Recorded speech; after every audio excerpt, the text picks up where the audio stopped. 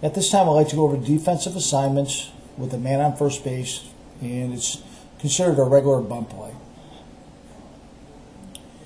In this situation, we're going to draw a blue X to represent our base runner. And in this time, our first baseman then would hold the runner on.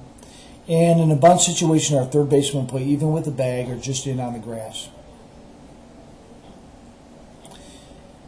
Our pitcher would pretend that we just delivered the ball, and they would break in towards home plate, and they would get the general area around home plate.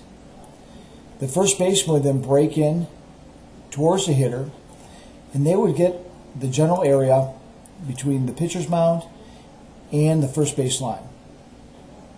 The third baseman then would break in, and they would get the general area between the third base line and the pitcher's mound, in this general area here.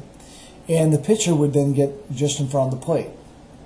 Any ball that is too far for the pitcher to come would be the catcher's responsibility, and they would get anything just out in front of the plate.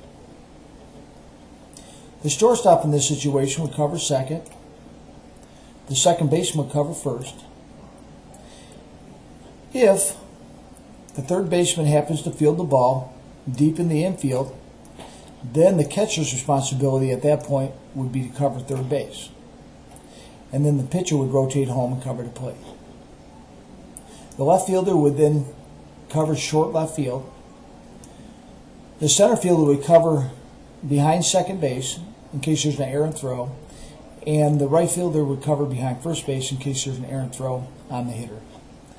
And that is your defensive assignments for a regular bunt play with a man on first base.